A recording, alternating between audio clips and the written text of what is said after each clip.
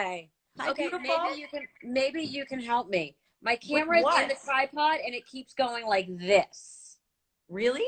Yeah, and it just doesn't want to tighten, which is maybe I just tightened it. So don't, No, oh, it doesn't want to do what? It doesn't want to it type or tighten? tighten. It keeps wanting to list. See, watch. There I go. There I go. There I go. Ah! Oh my God, it looks like are you in SpaceX? Are you on Elon Musk thing that was supposed to go off today? What the hell? Okay, well, I'm just gonna have to hold it then because it doesn't want to tighten at all. Girl, you have a ring light. I can see by your glasses you have a ring light. You don't have that little clip with the ring light? Well, I do usually do these on like my laptop. Okay.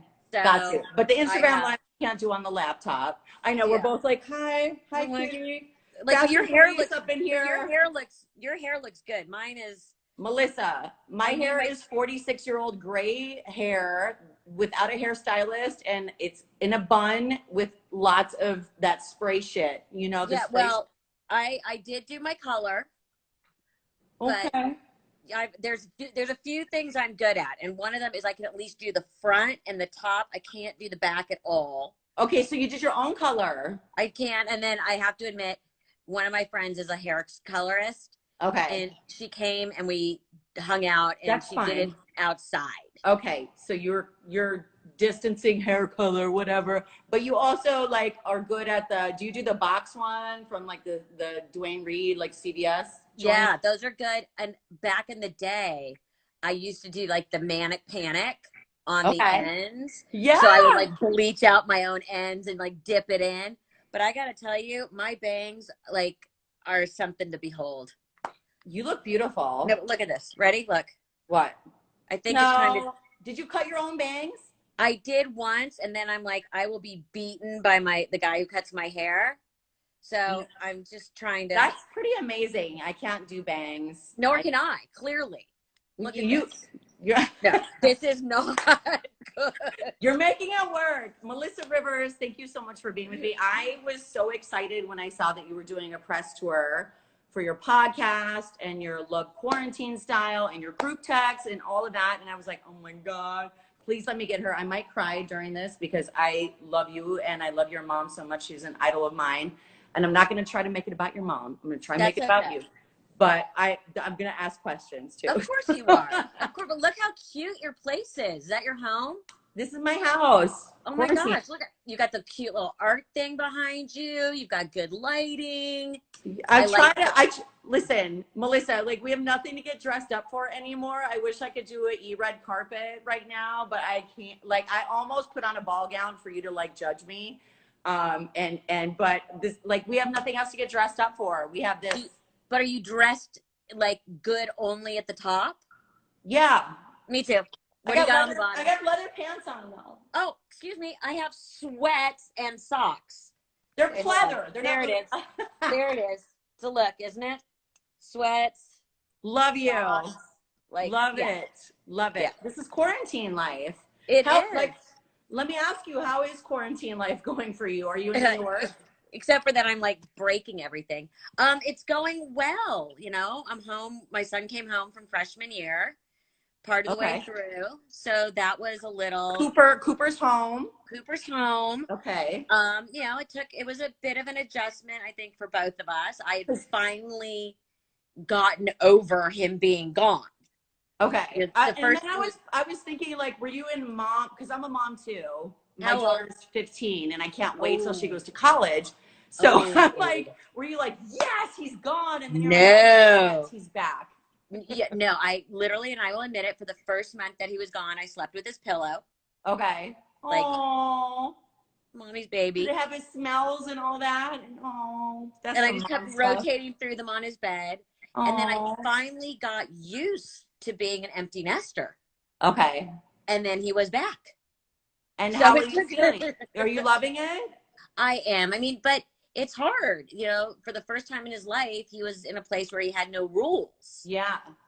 And then you come back home and like, sorry, dude, there's rules. Wait, do you give him like a curfew and like no friends or no girls or whatever? Or like no, he's always been really good. I have to like knock on wood, for as much as he's been a pain in the ass teenager, he's always, I've had a very easy one. Okay, was he a But, pain in the ass though? Was he a what? pain in the ass? Because he's a boy, Melissa, and Yeah. you and I each have Excuse one me. kid. I have a girl, you have a boy, and I always hear boys are so easy. It's different. Okay. Girls, you at least know when something's wrong because they hurl themselves on their bed and are Oh, crying. And boys just go, fine. Are you good? No. And they go and they shut the door. so you never know how they really feel. Well, that, or if you try and talk, it gets complicated. You have to Okay. it's like you have to let them come to you. Right. Which is not always so easy as a single Right. parent. But he's always been really good. Like, with curfews and stuff, our deal was more what time he had to leave somewhere by. Got you. Because I thought that could be a little bit, rather than him having to go, oh, I have a 20-minute drive home. I'd rather say, hey, you need to leave by this time. You need to call me as soon as you're in the car. And, I have Life 360 still on my phone. So you're like prioritizing his schedule still. Like you need to leave by this time, you need to do this. But no, like when he's out with his friend before he left for school, Got you. The deal was always like, on a Saturday night, I'm like, okay, you need to leave wherever you are at X time. Okay. So rather than him trying to drive like a lunatic to make it in time. Got you. Are you like the cool mom that lets your son like sit and drink? Because he's 19, right? So do you let him like drink and have a cocktail and party at the house, or now he can? What am I going to do? He was a freshman in college, right? What am I going to to pretend? He'll be doing worse outside of the house. It's not like that wasn't happening. Cheers, by the way. Cheers. I only have water right now. Nice glass. I only have my water right now. I did a little one of these glasses because I thought that Joan would like it. It's very Mondrian. It is Mondrian, exactly. I did the Deco glass. So, okay, so we're talking about quarantine with your son, and I know you have Love Quarantine Style, which I think is such a great idea because, I do a radio show and we're always talking about, how are people supposed to date? Like, dating apps are such a thing, but what is going on the apps right now? And is it even a thing anymore? And it really is. And I don't think people realize that there are amazing love stories and crazy stories coming out of this whole thing. So tell us about what Love Quarantine Style is about. It's basically, we aggregate all different stories about relationships during quarantine, good and bad, and humorous. And we've had people write in and tell us their stories. And it's just kind of a place to smile or laugh or relate to. I actually did one of my podcasts about dating during quarantine. And one of the things that was really fun, I had the strategic VP of Bumble. And she was amazing, and talking about how, they have obviously certain rules implemented now that are a little bit different. And I found this too, it's taken people back to a sort of almost a much kinder, gentler way of dating, because people are having to actually get to know each other. That's what I'm saying. Like, there's a communication and social interaction thing that is happening on a deeper level. Like, I'm married.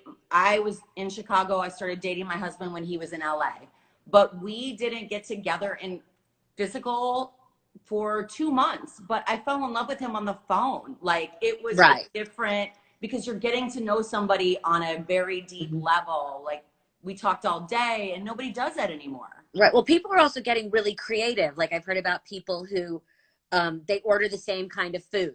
Yeah. And then it's like they're at a restaurant, so they eat dinner together. Yeah. I actually had a friend who just on Sunday went on a socially distant Bumble date. And what did they do? Well, he met this girl and they went for a walk. And I said, well, did you have fun? He's like, yeah. I'm like, did she have fun? He goes, well, her eyes looked happy because no one took off their mask. Can't you just like pull it down for 1 second and be like, look at my lipstick. I'm cute. Yeah. Hi.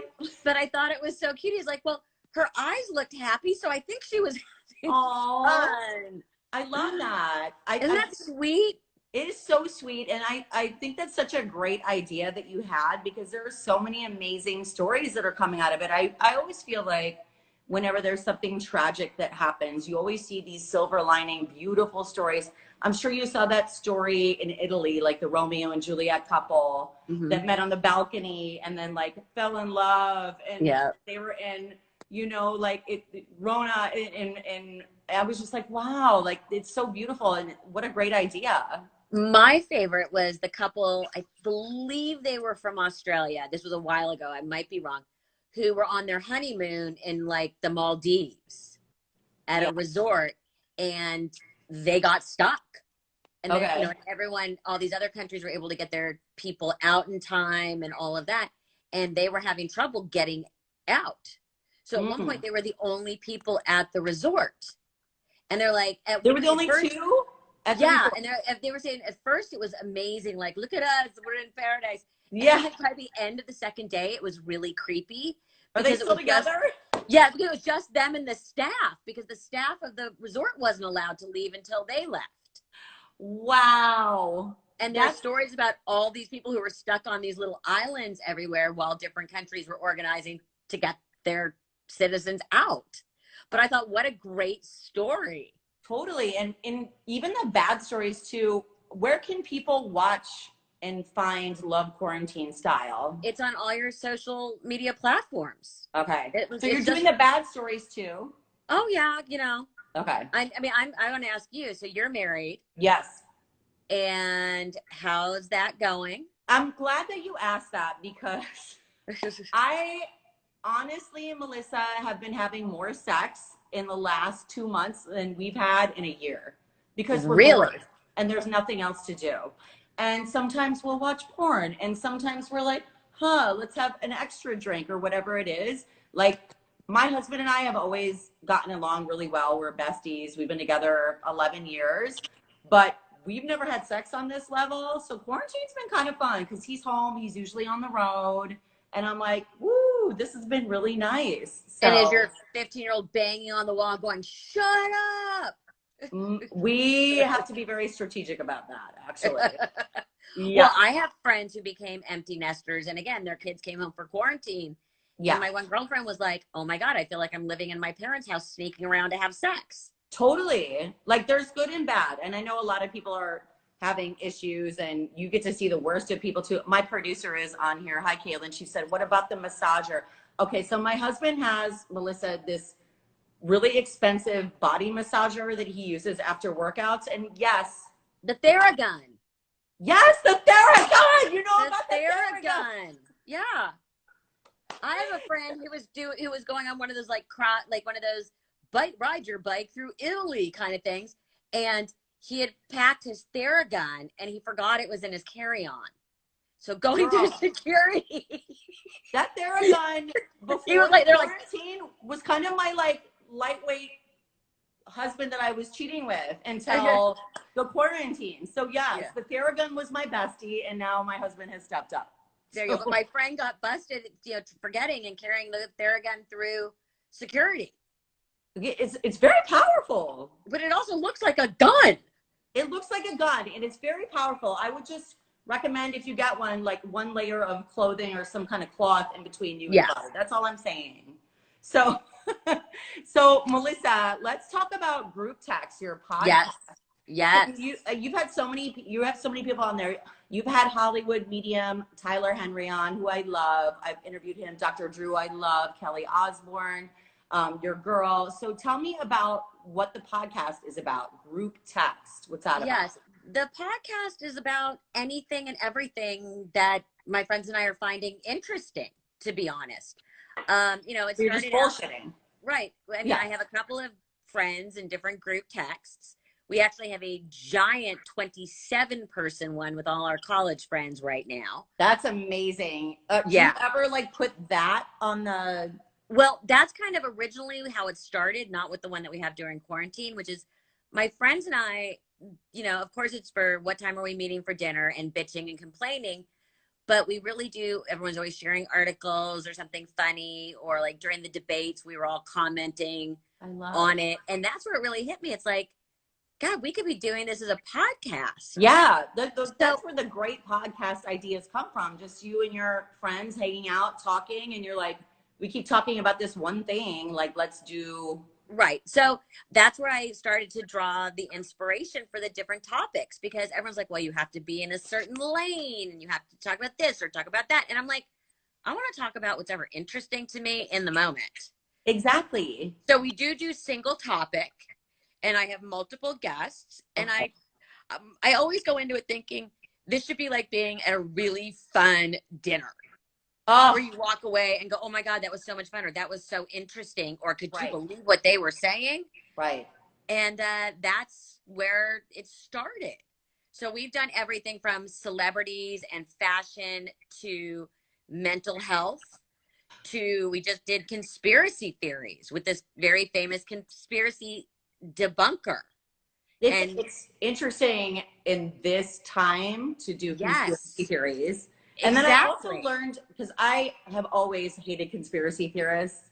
I just think they're shit stirrers. And then I watched a whole thing about conspiracy theories. I watched this whole documentary about it, which was kind of like conspiracy theorists sort of fact check in a way. It's sort of like, hey, you know, maybe not everything is what you think it is. And I'm like, but it might just be, you know, and then we did one on bias in the media.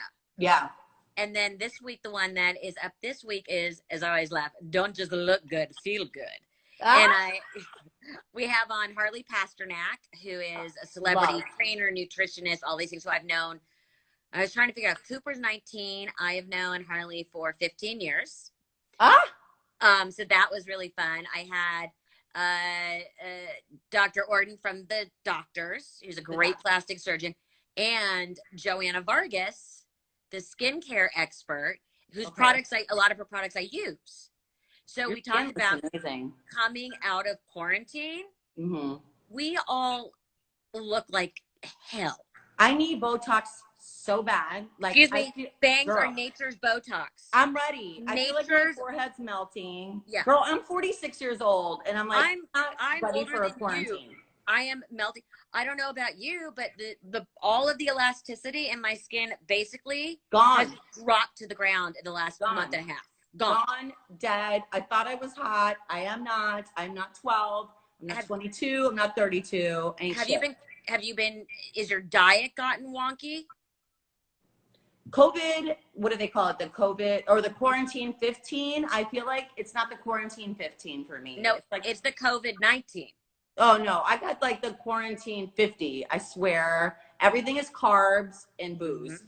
Yeah. Oh, it's the alcohol's killed us all. But so this is the stuff we talk about. So a couple of little things you can do to sort of start to prepare oneself to re-enter society. It finally just got hot in Chicago, and I was about to put on a swimsuit and lay on my patio. And I'm like, nobody can see me on my patio, but I'm like, oh, hell no. I am not laying on my patio with my pasty fat ass. Well, that's when you take, and I do this at home. When you flip over and you're laying on your stomach, you take your like sarong and drape it over your ass. See, this is the Hollywood insight. Well, that's because I don't even want to see it myself. God forbid I turn around and catch a glimpse. I don't want to see that. You look amazing. But like on that particular one, everyone talks about, you know, what are a couple little things we can do to start to prepare. Or as my friend one of my friends said, oh my God, this is what we all really look like. Right. And none of us like it. Oh, girl, like I look like B. Arthur. I have so much gray hair. You have no idea. Oh, and how about, someone said, oh, is it time to shave the quarantine beard? And I'm like, for men too. Oh, well, I've shaved my mustache many times. Can we talk about, I want to talk so much about, there are so many things today that, like, listen, I'm not going to lie.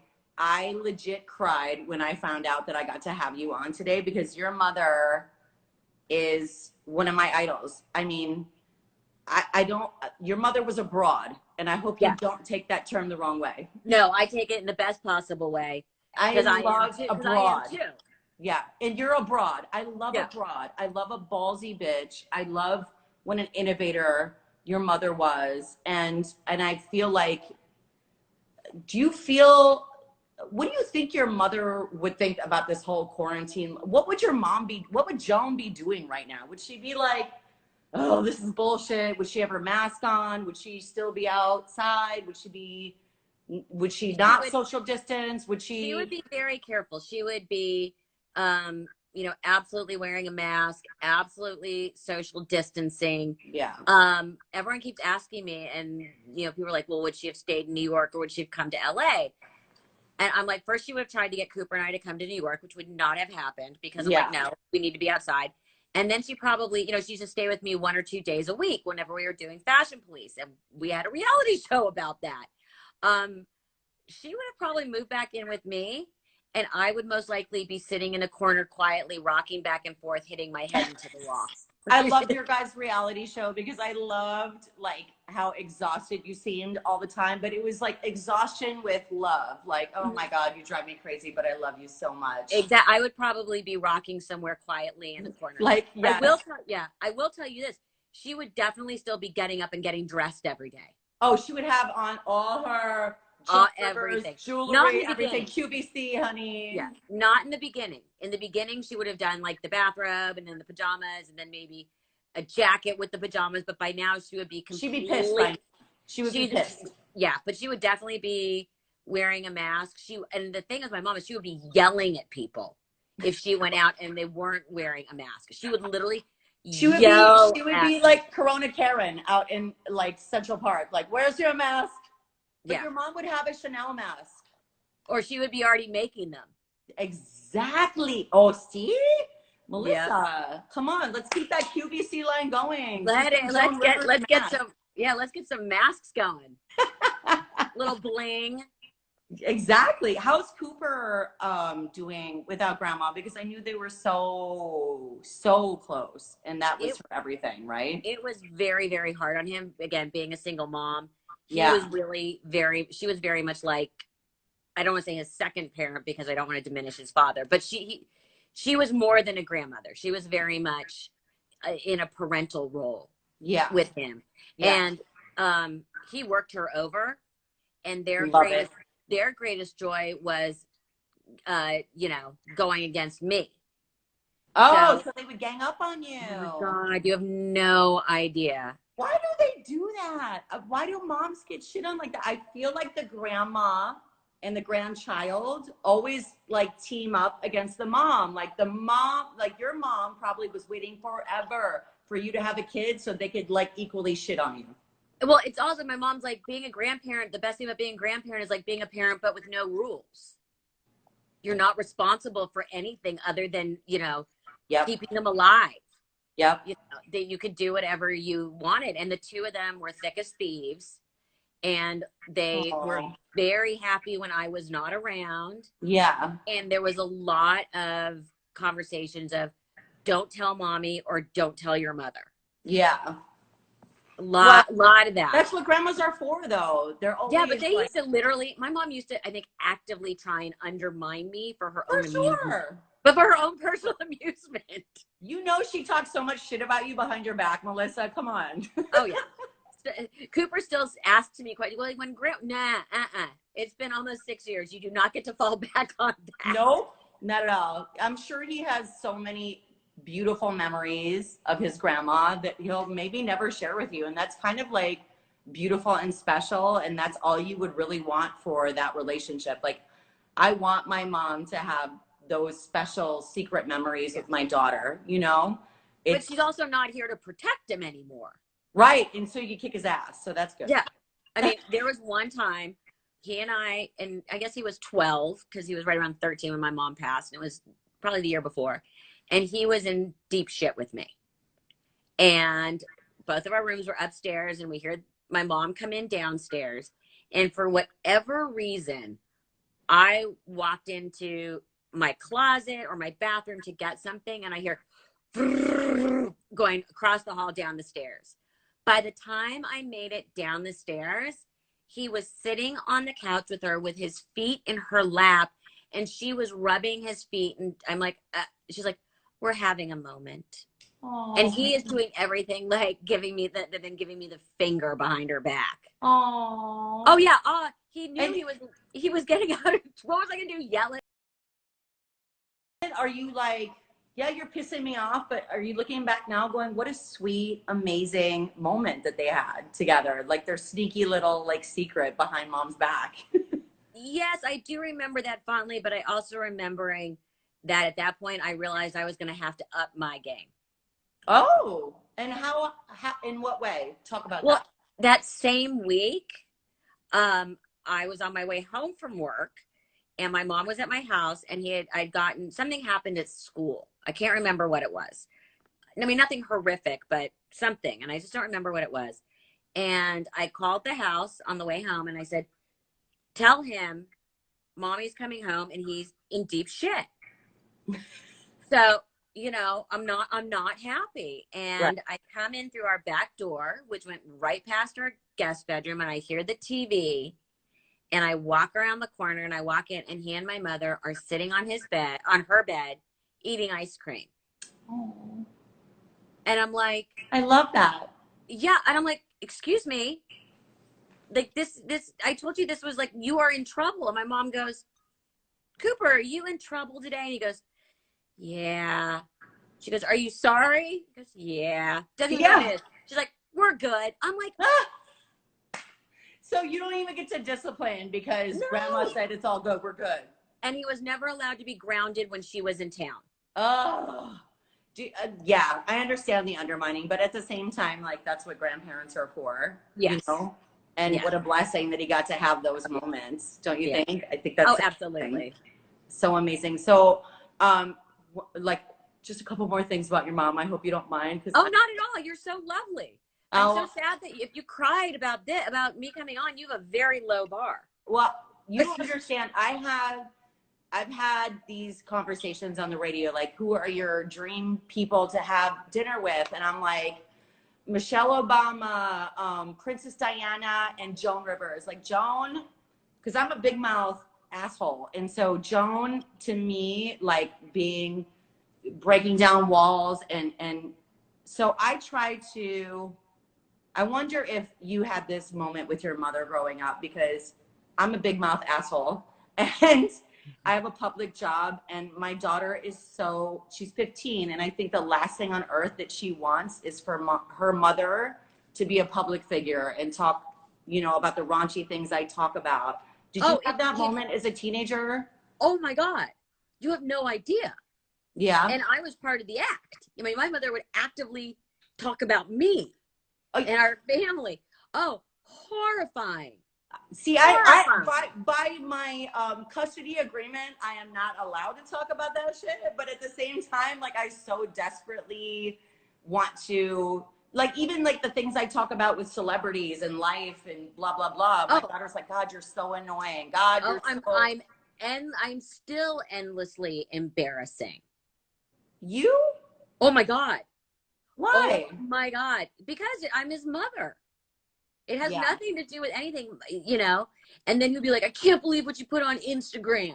Yeah. Or if I post a picture of him, he's like, we now have a deal that every picture that I post of him has to be approved. Yeah. Oh. And I'm like, well, that's not right. He goes, well, you post of him, my friends make fun of me. I'm like, why are your friends following me on Instagram? Why are your thirsty ass friends following me, huh? No, like I feel the same way. I get to post one picture maybe on Mother's Day. I'm like, can I at least post a Mother's Day picture? So I like, because people like think I'm a pretend mom because I literally cannot say my daughter's name, anything. And I'm like, here's a picture of me and my child. I swear I have one. But I just feel like when you're, in the public eye and, you have the mouths that we were blessed with, I feel like our kids are just irritated all the time. So do you feel like Cooper has the same struggle with you that you had with Joan? Yes, I think I'm a lot more respectful of it with him. Every year it gets better kind of thing. As long as I show him what I'm doing, it's good. I'm also, Cooper plays college lacrosse. So I've been a sports mom since forever. Do you have a minivan? No, I didn't have the minivan, but I used to say, I am a Sherpa and my car is my yak. Ah, you know, I have the SUV. I did all that. I still have it. But it's very much, and it's very much with sports parents, like, you're yelling too loud. Yeah. Because they can only hear you. And I'm always you love me too much. You just love me too much. Why do you want a picture? Yeah. And it's just like, one of our jokes, I'm like, everyone else's parents are yelling. All the other moms are yelling. He's like, but I can only hear you. I'm like, okay, that's your problem. Totally. But a friend of mine who has a 16-year-old daughter, her daughter told her that she chews too loud. She chews too loud. Well, I have the annoyance of sounds, so I would probably say the same thing. I tell my daughter, she gets those water bottles and pushes them. It sends me to the moon. I can't stand it. But we still get into the I yell too loud. Oh well, come on, we're big mouth ladies. Until he went to college and had some games I wasn't at. Oh. And then he missed his big mouth mom.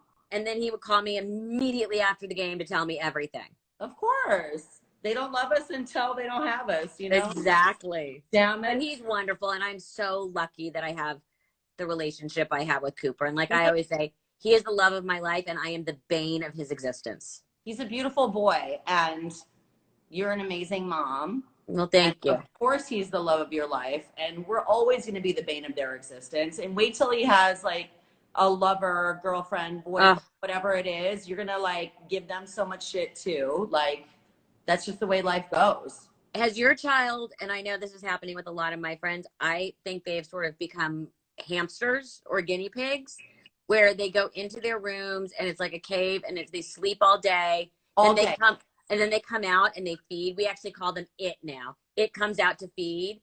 And then right around 9 o'clock, they start spinning on their wheel. And they're always on their phone. Right. That's like their exercise wheel if they were a hamster. Yeah, for sure. Same exact thing. That started so early. It starts earlier and earlier. Yeah.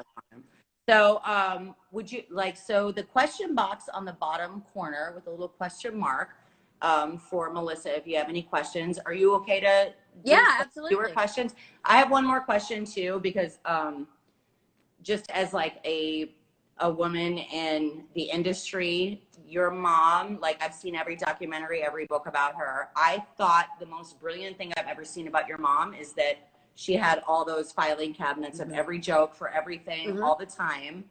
And I love what she wrote about adolescence. And you just had a post about it recently. And she said, I was funny as a kid, but very sensitive. I always wanted to be a stand-up, but I was afraid somebody would laugh at me. Yeah. Which I think is so funny, but so poignant. Was your mom at all insecure? Desperately insecure. Okay. Desperately insecure. I would never know. Right. Well, the person you saw on stage was not the person in real life. Okay. Horribly insecure.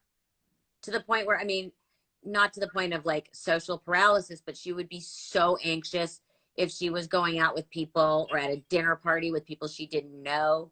She felt tremendous pressure. She was always, very, very human like that. Did she feel like she was not worthy of the room because of course being a woman? Not because of being a woman. I think it was just because of being, I think it's such a human thing. A human thing. And she's in this room with amazing, huge people all the time. And she's on Carson and she had her own show and she had so many amazing things. But I just like the barriers that she broke. I can't even imagine the insecurity that goes along with that, not thinking that you would be strong enough as a comic, as a professional, as a woman on top of it all, doing all of that. So that's why but it was like it was basically an alter ego.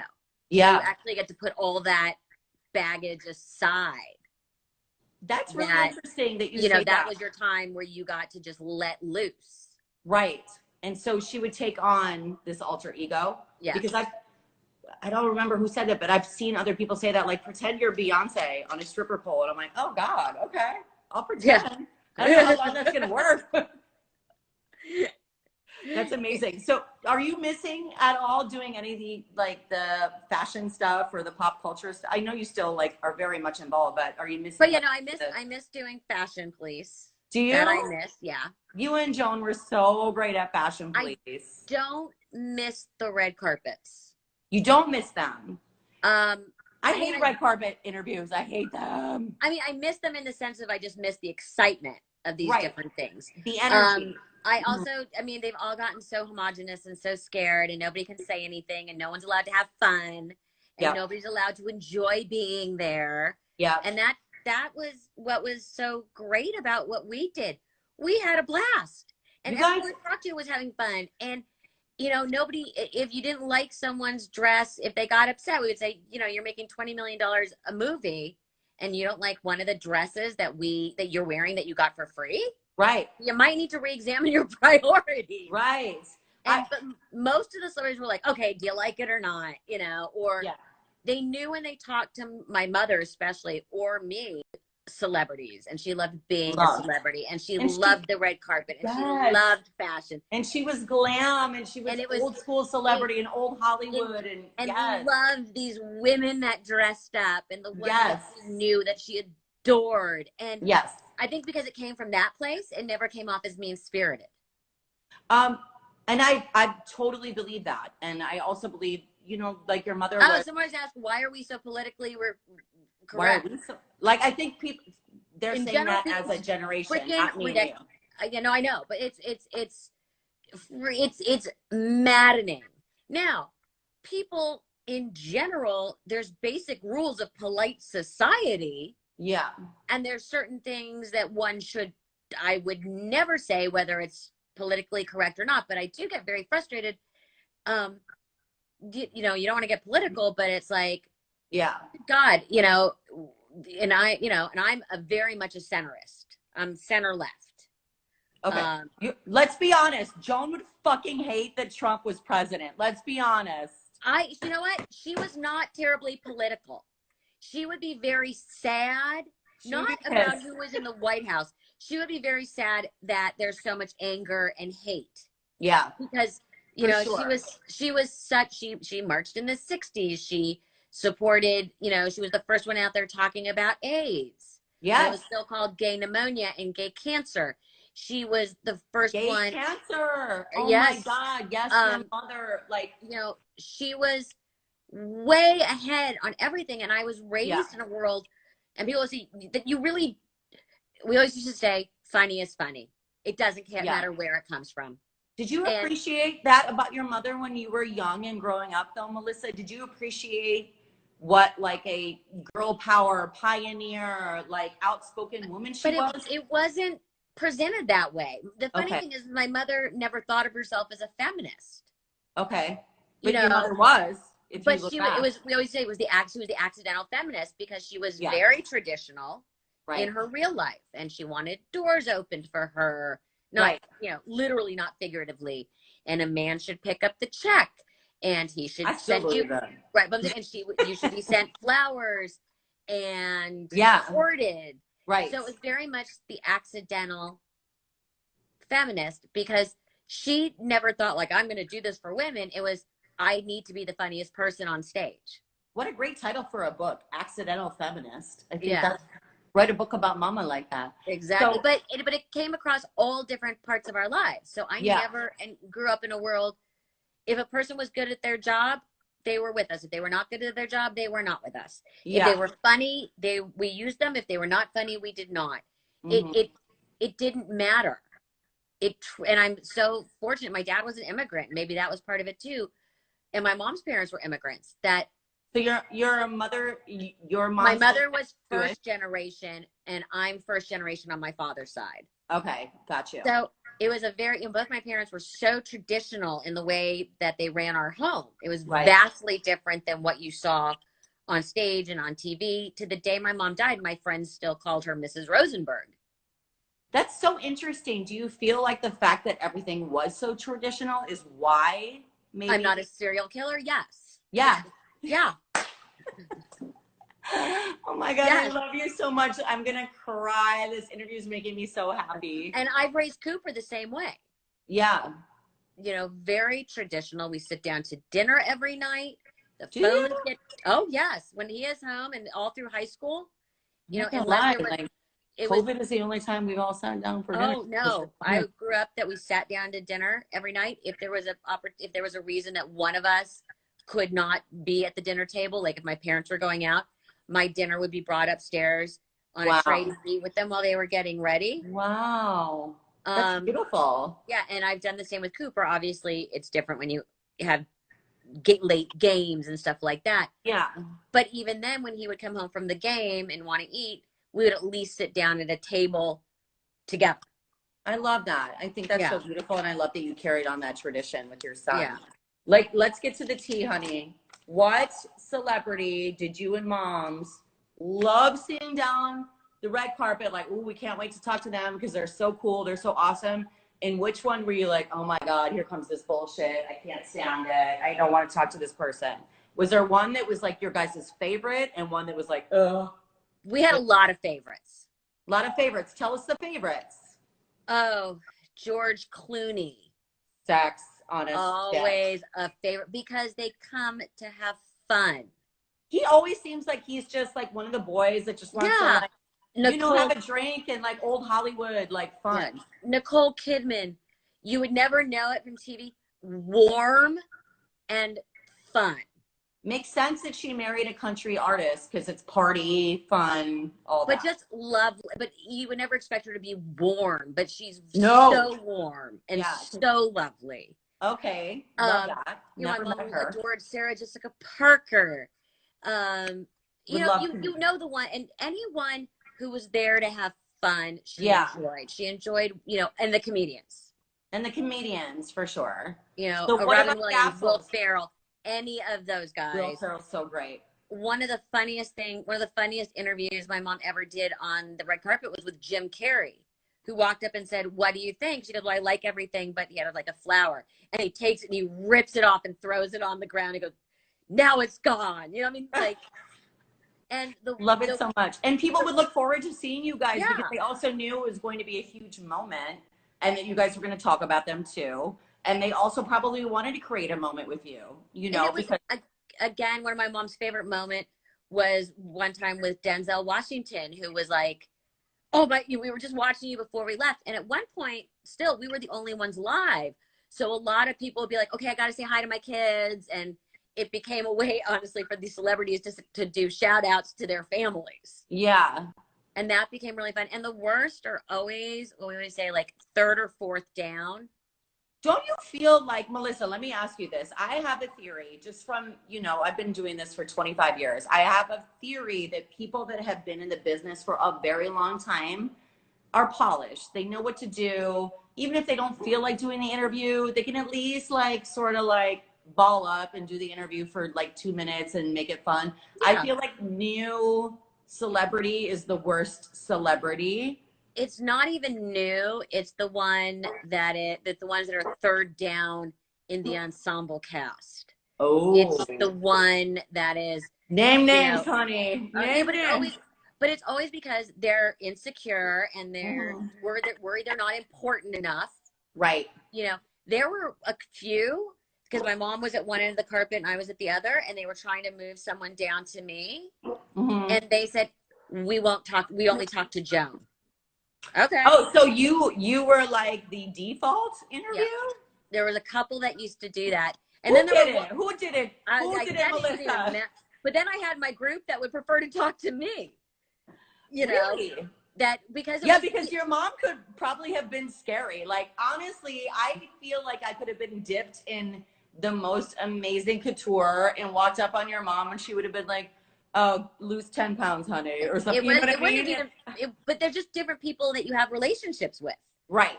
And these are people I knew, not just from the red carpets or that I was at parties or things like that, where, I had one where it was I'm just going to say it was part of the cast from Entourage, and they were so fun on the carpet. Love. And there were 2 of them or 3 of them, and they hadn't come together, but they were kind of grouped up.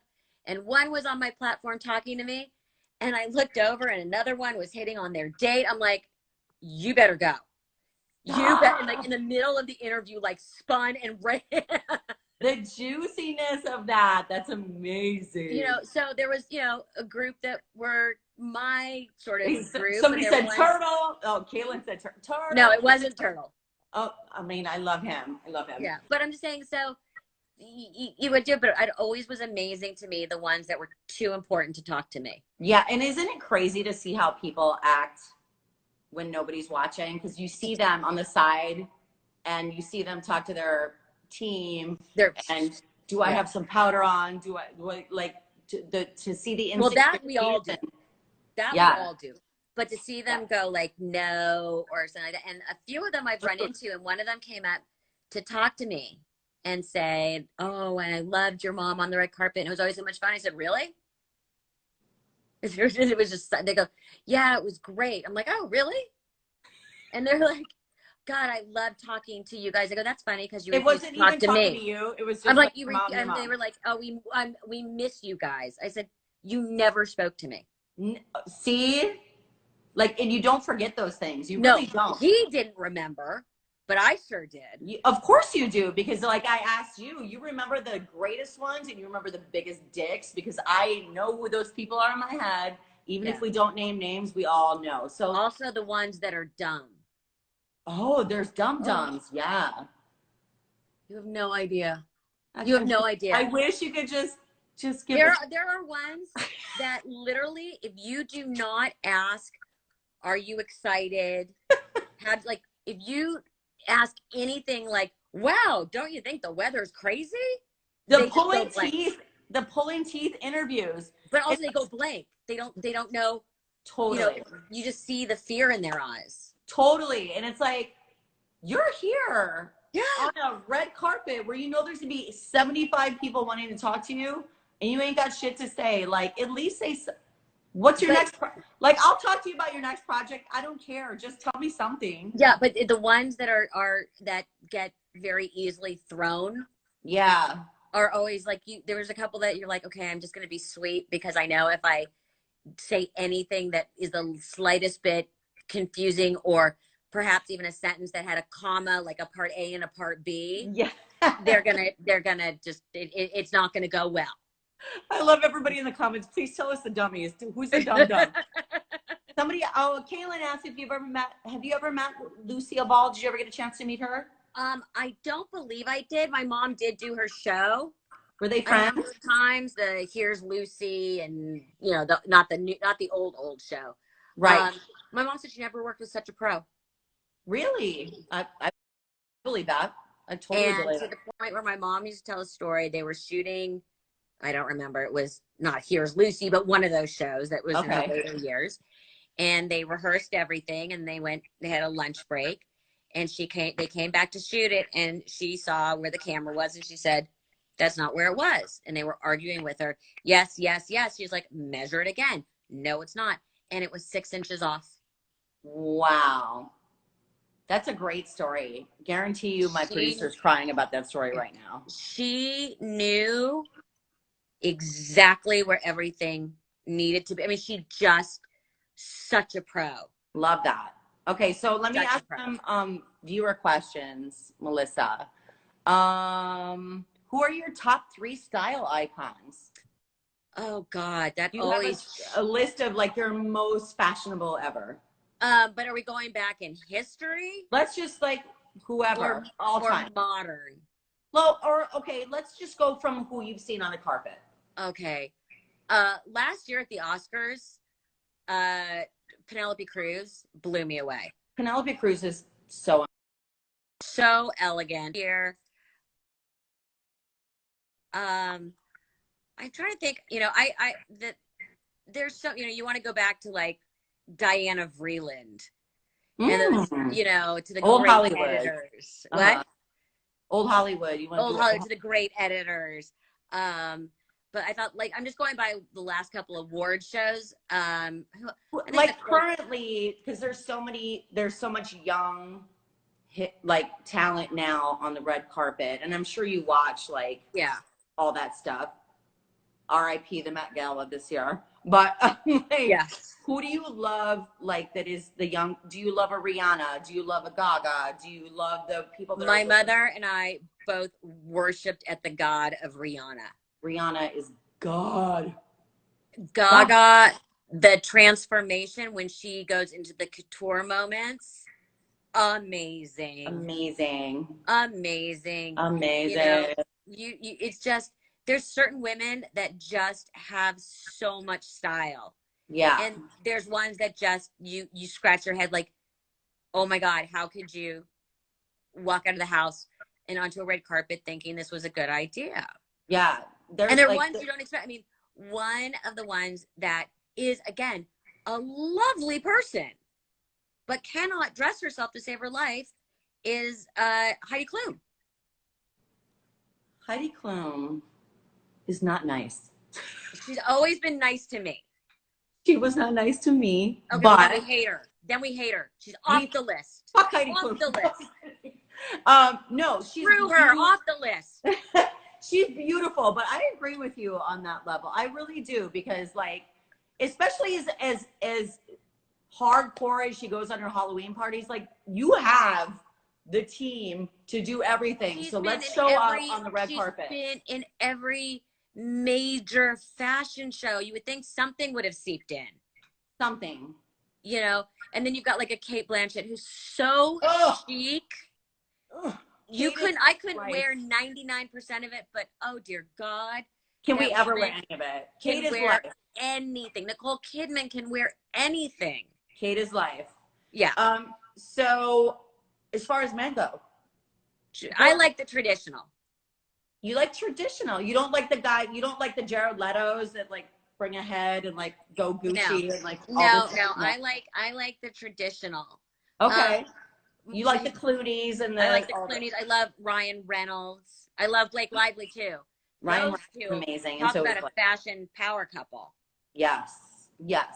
I mean, and the fact that we've all discovered through Instagram that they are so funny. They're so funny. And have such great senses of humor makes me love them even more. I want to do this interview with you for 7 hours because I have so many questions. Yes, Blake is amazing. So you don't like the dudes that like go a little bit crazy. Like, you don't like any of that. You just like the classic guy. I mean, for me, Brad Pitt can never do anything really terribly wrong. Okay, so how is Brad Pitt in person though? Because I know you spoke to him. Does he seem like the stoner guy, like, or is he like really cool and insightful? Because that's my dream. The non-red carpet interviews I've done with him, I think he is so sweet. Was he high as hell the whole time? No, I mean, it wasn't to the point where like I noticed, and at a couple of parties where I've talked to him, I haven't noticed. But you know, he's again, certain people just have warmth. Yes, and he's a warm one of those guy. People that just has one of my mom's favorites that she only ever got to interview twice on the red carpet was Leonardo DiCaprio. Let's talk about Leo.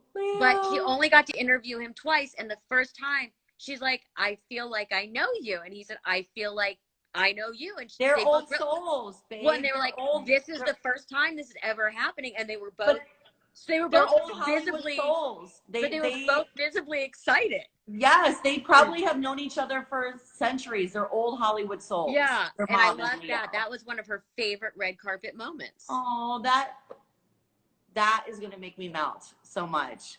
Melissa, what does Leo smell like? I don't know. I wasn't that close. Smelled like money and supermodels, honey. Yeah. He smells like Brad Pitt. He just smells good. He just smells good. Did any of the actors hit on you on the red carpet? I'm sure many of them did. Was there anybody? No. None of them ever hit on you, Melissa. That's a lie. No, none of them were ever like, "Hey, girl, hey." No, well, I mean, some can get a little, creepy. There's a few that are handsy and a few that were notoriously handsy. Okay. But no, honestly, everyone's like, oh, at the parties, or did anyone ever hit on you, or did you date anybody? It's like, no. I think No, just we can get into all my insecurities and my body dysmorphia and the fact that I was always like, they all want the pretty girls and they want this, but no, surprisingly, no. You just mentioned body dysmorphia, and before it's our Instagram live only goes an hour. Before that gets cut off, one of the most important things I wanted to speak to you about, and I'm sorry I got caught up in Hollywood. No, it's fun. Mental health initiative, because Melissa, I am a mental health advocate, and I love that you are too. Can you talk about what you are doing with mental health? Absolutely. I am on the board of the Dee Hirsch Mental Health Services and Suicide Prevention Center. I've been a suicide prevention advocate since, I guess, the age of 20, when my father had killed himself when I was 18 and a half, 19. Right. I've been speaking openly about it for the last 30 years, long before it was okay to talk about suicide. Thank you for your openness. And we're just, actually, it's the end of Mental Health Awareness Month. Mm-hmm. But during Mental Health Awareness Month, we launched a campaign where you write the word stigma on your hand, and then you tape yourself, video yourself washing it off. And it's called Erasing the Stigma. And I love that. You can still do them. You post them to ddhirsch.com or hashtag ddhirsch, or send them to me. I love that. Hashtag me. And actually, starting, I believe, at 6:00 Pacific time today, I am doing an Instagram live with our clinical director from Dee Hirsch, sort of to wrap up Mental Health Awareness Month. What is that Instagram live, so I can write it down and watch? It would be me. At Melissa Rivers Official or something like that. Okay. Whatever. So, I ask people to please continue our Erasing the Stigma campaign. Yes. And tonight there'll be a little donate button. They've been, on the forefront of helping with first responders and all of our frontline workers. We are one of 3 disaster call centers. I love that you're. Hello. I couldn't leave you hanging like that. I was like, shit, because you were like getting on the tip. Hold on, your producer's calling me. Hello? I'm back on. Okay, bye. That's your producer? That was your producer. Yes. Oh, so thank you so much for coming back, because we were getting to the mental health advocacy, which is so important, and we just sat and bullshat and kikied for a whole hour, but I want to make sure that we get this part in, because it's so important. But you are amazing, and you are so good at your job, and you are adorable, and you have made this so much fun that I did not even realize the time. Would mom be proud? Your mom, my mom would love talking to you. Yes, that is an Emmy behind me. No, it's not mine. Someone just asked if that was your mama's Emmy. That's my mom's Emmy, and then all the other stuff, like my stuff, is all kind of mixed in other places. Her Grammy's up there, but. Oh my God, that's amazing. So let's talk. Okay, so I do know, of course, I know your entire backstory, because I know your life, and I know your father committed suicide. Yeah. Was the story about Joan, when in the, like, I saw 87 documentaries about her mom, where she was thinking or was suicidal and her dog jumped up when she had a gun? That was true? Yeah, I mean, obviously I wasn't there. Right. So I cannot confirm or deny. Right. But yeah, I mean, she was deeply, deeply, deeply depressed.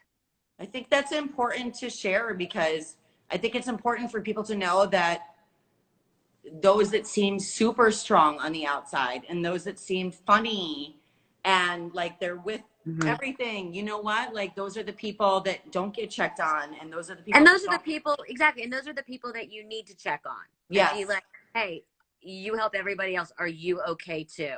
Yeah. You have gone through so much. And is this why you're such an advocate for suicide prevention? Because of your. Well, that started with my father. Okay. That started with my father.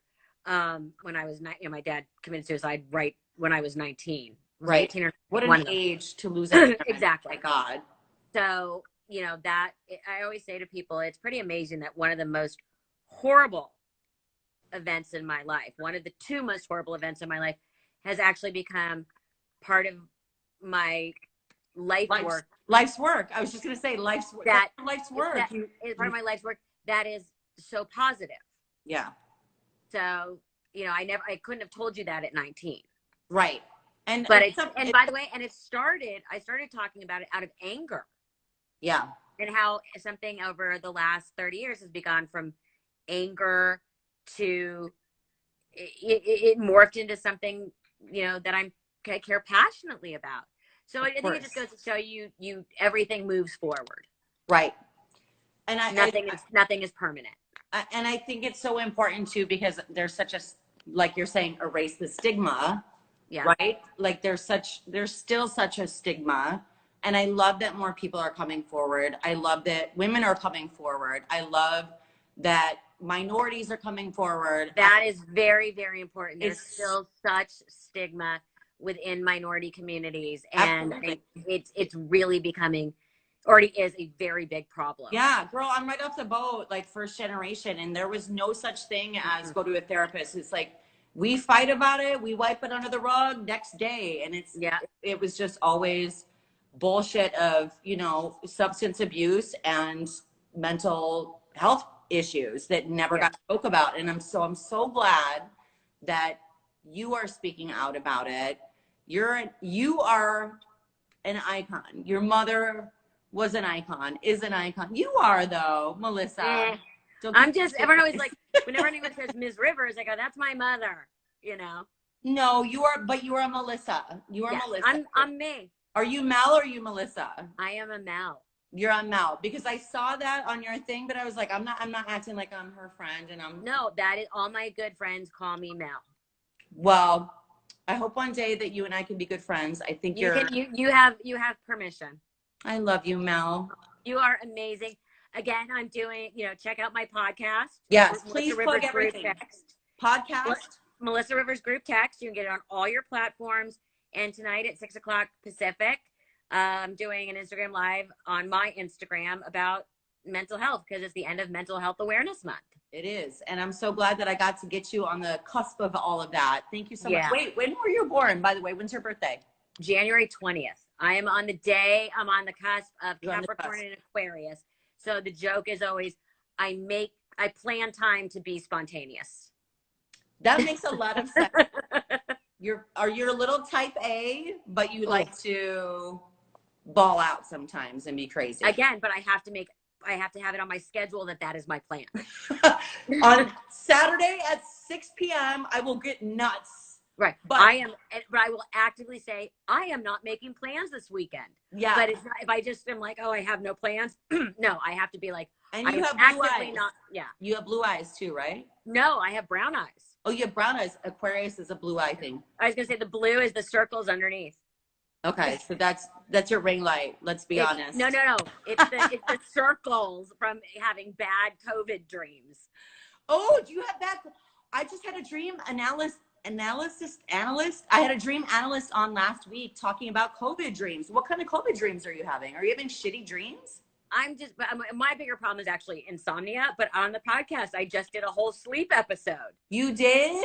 Because everybody can't sleep and is having crazy dreams. Girl, I'm having crazy dreams about natural disasters, and then I'm having crazy sex dreams that don't involve my husband. So I don't know what that means, but what kind of dreams are you having? My bigger problem is actually insomnia. And I got a sleep tracker. There's my sleep tracker ring. Wait, what is a sleep tracker ring? It's called Aura, I think, but it's what is that? Yeah. What is that thing you got? It's a ring. You can wear it on any finger. I wear it on this one. What does it do? It tracks your sleep. So you wear it. You're supposed to wear it. It tracks your activities and your sleep, but mostly I wear it so I can see how I've slept. And it breaks everything down for you. And all I can tell you is I have basically failed sleeping. Wow. I'm basically, every morning it's like, you got to try and do better. Are you forgetting what day it is like everybody else in COVID? Oh, yeah. But I love the fact that I have a sleep tracker that's critical. That is, what is it connected to? Like iPod, something? It has its own app. Wow. I have the opposite problem. I'm sleeping for like 12 hours at a time because I'm so bored. And I'm like, is this bad that I'm going to have a heart attack? Anyway, we digress. Melissa, It has been such, I like judgmental ass sleep tracker. It literally, if it could yell at me, it would. Today it said, something was like, you didn't do well last night. It was something like that. Like, your sleep was interrupted 87 times. Like, why do you keep waking up? Like, exactly. Oh my God, I can't control it. Exactly. It's like one of those, like, like the step things or whatever. Yeah. Melissa, thank you so much for coming back again. But I wanted to make sure that we got the mental health part in, because that's both a big part of our lives. Yes, and subscribe to my podcast. Yes. Tell us the podcast again. Subscribe. It's called Melissa Rivers Group Text. Okay. Thank you, love. And where are we going to see Love Quarantine Style? Just everywhere. Just everywhere. Cool. I love it, babe. Thank you so much, Melissa. Thank you so much. Take care. Hope we can. Are we besties now? For sure. Yeah. You can't go in my closet. Thank you. Bye. Bye, Melissa. Thank